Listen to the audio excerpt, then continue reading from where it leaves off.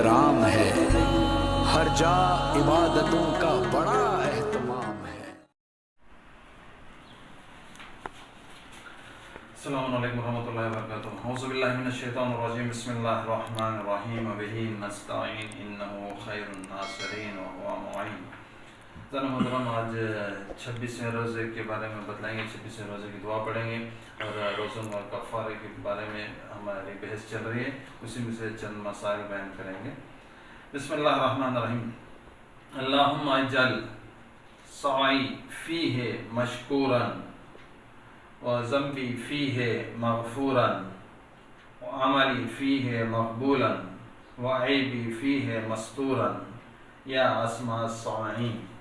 خدایا آج کے دن میری کوششوں کو قابل قبول قرار دے۔ اللہ سے انسان دعا کرے کہ اس نے جو بھی جد و جہد کی ہے، جو بھی کوشش کیا ہے، یا اللہ اسے قبول کر دے اور میرے گناہوں کو معاف کر دے اور میرے ہر عمل کو قبولیت عطا کر۔ اور اللہ کے سامنے انسان اپنے ہر عمل کو قبول کروانا چاہ رہا ہے اور میرا عیب کو پوشیدہ کر، اور جو اس کے گناہ ہیں، جو اس کے عیب ہیں، تو اس پر پردہ ڈالنے کی اللہ سے دعا مانگ رہا ہے۔ آئے سب سے زیادہ سننے والے، سب سے زیادہ انسانوں کی سننے والا خود خدا ہے۔ کل ہم کفارے کے بارے میں بتلائے تھے، آج بھی وہیں کفارے کو کنٹینیو کریں گے۔ اگر روزہ دار حلال چیز کے ذریعے روزے کو باطل کر دے، پانی، کھانا پینا وغیرہ کسی بھی چیز کے ذریعے سے جو حلال ہے اس کے ذریعے سے اگر کوئی روزہ دار روزے کو باطل کر دے جان بوجھ کر، اور دوسرا حرام کام کے ذریعے سے روزے کو باطل کرے، یعنی حرام غذا کھا لے، یا کوئی ایسی غذا کی جس کا کھانا حرام ہے، کسی کا مال تھا، یتیموں کا مال، غریبوں کا مال جو مستحقین تک نہیں پہنچا، وہ کھا لے، تو اس کے اوپر یہ کفارہ واجب ہے۔ اگر روزہ دار کسی حلال چیز کے ذریعے سے روزے کو باطل کر رہا ہے اور پھر اس کے بعد حرام کھا رہا ہے، تو بھی کیا ہے، یہاں پہ اسے یہ کفارہ واجب ہے۔ یہ کفارہ یعنی 60 روزے رکھنا پڑے گا، یا یہ غلام کو آزاد کرنا پڑے گا، یا 60 فقیروں کو کھانا کھلانا پڑے گا۔ دوسرا مسئلہ، اگر روزہ دار ڈکار لے، کوئی چیز منہ میں آ جائے، اس کو جان بوجھ کر نکلے۔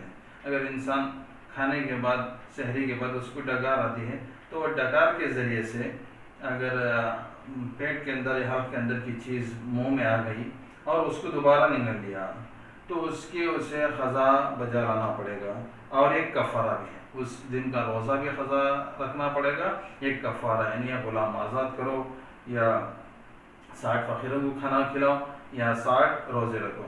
اگر روزہ دار ڈکار کے ذریعے سے کوئی چیز منہ میں آ جائے، اس کو جان بوجھ کر نگل لے، تو وہاں پہ یہ قضا بھی ہے اور ایک کفارہ بھی ہے۔ اگر بھولے سے چلا گیا تو کوئی بات نہیں ہے۔ اور اگر یہی انسان ڈکار آیا، ڈکار آنے کے بعد یا منہ میں خون آیا، دانتوں میں انگلی کر رہا تھا، دانت خلال کر رہا تھا، تو دانت خلال کرتے وقت جو خون نکل آتا ہے، اگر وہ خون کو جان بوجھ کر نکل گیا، تو وہاں پہ تینوں کفارے واجب ہیں۔ خون حرام ہے، نجس ہے، اس کو تھوک دینا چاہیے۔ اگر اس نے تھوکا نہیں، جان بوجھ کر نگل لیا، منہ میں خون آ گیا یا خود اتفاق سے آ گیا، اچانک سے آ گیا، تو اگر وہ جان بوجھ کر نگل گیا، جیسے تھوک کا نگلنا صحیح ہے، تھوک نگلنے سے روزہ باطل نہیں ہوتا۔ اگر خون کو نگل گیا، جو منہ میں آ گیا، خون تھوک میں مل گیا، تو وہاں پر کیا اسے تینوں کفارے واجب ہیں۔ 60 روزے رکھنا ہے، یہ غلام کو آزاد کرنا ہے، اور 60 فقیروں کو بھی کھانا کھلانا ہے۔ تیسرا، اگر روزہ دار ماہ رمضان میں روزہ دار بیوی سے جماع کرے، اگر روزہ دار ماہ رمضان میں روزہ دار بیوی سے جماع کرے مجبوراً، اس کے لیے ایک روزہ کفارہ اور اس کی بیوی کے روزے کا بھی کفارہ ادا کرنا واجب ہے، دونوں کے لیے ایک ایک۔ اگر روزہ دار ماہ رمضان میں خود بھی روزہ ہے اور اس کی بیوی بھی روزہ ہے، اور بیوی کو مجبور کر کے اس کے ساتھ جماع کرے گا، تو اسے 2 کفارے ہیں، ایک خود کے طرف سے، ایک بیوی کے طرف سے، چاہے وہ 60 روزے رکھیں غلام کو آزاد کرائے یا 60 فقیروں کو کھانا کھلائے، دونوں کی طرف سے ایک ایک کفارہ ادا کرنا واجب ہوگا۔ چوتھا مسئلہ، اگر کوئی عورت اپنے روزہ دار شوہر کو جمع کرنے پر مجبور کرے تو اس کے اوپر کفارہ نہیں ہے۔ اگر کوئی روزہ دار عورت اس کے شوہر کو، چاہے اس کا شوہر روزے سے کیوں نہ ہو، اگر عورت مجبور کر رہی ہے تو وہاں پہ اسے کوئی کفارہ وغیرہ نہیں ہے۔ پانچواں مسئلہ،